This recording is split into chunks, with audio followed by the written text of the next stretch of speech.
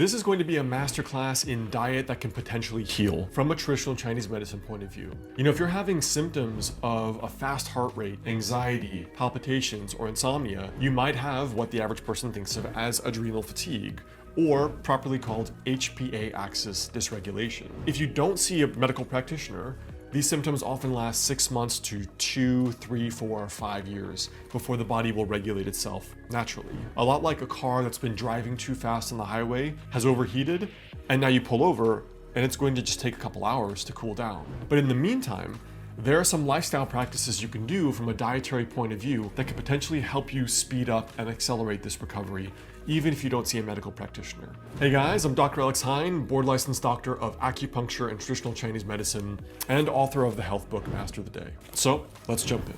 But first, what is adrenal fatigue? I use this term because even though this is not the accepted medical term, the more accepted medical term would be HPA axis dysregulation, which is basically the dysregulation between certain centers in your brain and your adrenals. And the term itself is not so important beyond understanding what the symptoms are and how we can fix them. As someone who experiences quite severely, I know how scary it can be if you have this to a high level and how long it can take. We're talking 6 months to 2, 3, 4, 5 years for some people, if it's serious. People who are exposed to a whole host of internal stressors, external stressors, and even certain kinds of stressors you don't think of as stressors, like chronically being lonely, going through, let's say, a move to another side of the world or country and you're on your own. There's no one there to support you, there's no one there to help you. Your subconscious and your physiology registers that. Even if your mind says, well, I'm lonely, I don't have friends or family, but I'll be okay. The waking in the night is showing that your physiology, your nervous system is not saying it's okay. These chronic stressors, a combination of internal and external and environmental and so on, eventually dysregulate certain physiological centers in the body and in the brain, producing a kind of almost like a shock response. Quintessential example I see in my clinic is people come to me after they've just gone through a divorce and they're suddenly develop clinical anxiety or clinical depression symptoms. And they come to me after 6 months and they say, I'm doing everything normal, but it's not going away. And now they're getting scared because they're having insomnia every night and anxiety every single day. It's almost as if the physiology, the spirit of the person has been shocked by some kind of traumatic experience. It could just be working long hours for years. It could be a divorce. It could be something else. But then it stays in that sense. So the physiology has almost become frozen.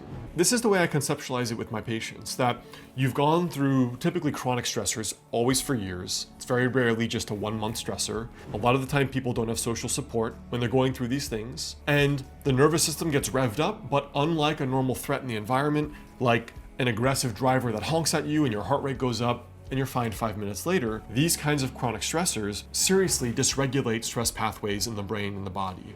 So in traditional Chinese medicine, when we're trying to treat the myriad symptoms that can come up in this pattern, we do what we call a pattern differentiation. And the pattern differentiation is different from just us chasing symptoms. We look at a pattern. And the reason why that's so powerful is that one formula can treat half a dozen symptoms. I don't have to look at you and be like, okay, well, we're gonna throw this for palpitation, this for the bloating. One formula can actually treat 5 or 6 different symptoms, which is what leads to the incredible clinical power of traditional Chinese medicine. So let's go through a couple pattern differentiations here that are commonly seen in adrenal fatigue, because you'll probably see yourself in some of these here. So the first one is commonly called spleen qi deficiency. The pattern here is typically food allergies, bloating, loose stools, and sometimes fluid retention. Now, you will often see issues like very low appetite or dysregulated appetite, but in general, it is primarily a digestive pattern. So for these kinds of people, we're primarily focusing on digestion. The second common pattern is called liver qi stagnation or fire. The person can be agitated or frustrated. They can be constipated or have alternating stools or abdominal pain. There are often menstrual changes, and sometimes there's also high blood pressure. So a lot of what is called liver qi stagnation is basically the kind of pressurization in the system of chronic stress. The third is called kidney yin deficiency. Now, what kidney yin deficiency often looks like is hot flashes, dryness, dry skin, hair, nails, restlessness, and insomnia. And this one is very closely related to what we call heart qi deficiency. Heart qi deficiency is anxiety, palpitations, a fast heart rate, and also insomnia. And then the final pattern we often see is what's called kidney yang deficiency. Kidney yang deficiency often has symptoms like dizziness, POTS, where you're getting dizzy when you stand up quickly, urinary dysfunction, tinnitus, premature hair graying, low back, or knee pain. So these patterns are often very, very commonly seen, often multiple of them, in this sort of chronic adrenal fatigue pattern. But it just depends if you're more at the beginning stages or more at the end stages, because the beginning stages show more hyperarousal of the system, the end stages show more chronic exhaustion and more depression. And what's essential is to figure out which stage you're in and also what pattern you have. I've actually put together a free hour-long workshop on the lost Chinese practices that are quietly helping people conquer anxiety and adrenal fatigue. It's literally an hour-long workshop, it's free, about this exact topic and how we approach it from a Chinese medicine point of view. This workshop goes into a bit of my story of developing this quite severely, what I did to treat it from a Chinese medicine point of view, the half a dozen or so practices, and really what you can do on a day-to-day basis from this unique point of view. So it's the first link below this video. You should be able to click that and just register with your email, and it'll just automatically direct you to that hour-long workshop. But I highly recommend checking it out because I did this workshop live and people said it really helped. So let's talk about 4 traditional Chinese medicine dietary principles for approaching this. In general, diet is not nearly strong enough if you have clinical anxiety or clinical depression. So keep that in mind. This is more focused on the lifestyle practices I would recommend to basically facilitate some of this healing. And in particular, we're going to talk about 4 main Chinese medicine dietetics patterns. Let's jump into the first, which is focusing on the kidney. The kidney yang is, you could conceptualize it as the battery charge of life. These ancient doctors called kidney yang your Mingmen, the gate of life. And these ancient people believe that when your kidney reserves are done, you're done. That is the battery. The kidney is one of those things that is the primal archetypal battery. And I want to recommend 4 practices here. The first is to focus on consuming warm and cooked foods. Soups, stews, and congee are very good to strengthen the kidneys and prevent basically what we would call kidney qi deficiency, preventing depletion of that organ. When we talk about flavors, there are very specific flavors associated with each organ in Chinese medicine. Some flavors harm the organ and some strengthen the organ. In this case, people who often have issues with their adrenals will tend to crave salty naturally, so they will naturally want to be consuming sodium-rich foods. But in this case, I would say consume salty and mineral-rich foods. Bone broths are great, seaweed is great, black sesame seeds, walnuts, and also kidney beans to nourish what we call the kidney essence. From there, you want to focus on warming animal proteins. If you are in a state of chronic exhaustion, being a raw vegan is a terrible idea. We say animal protein is warming and builds the yang.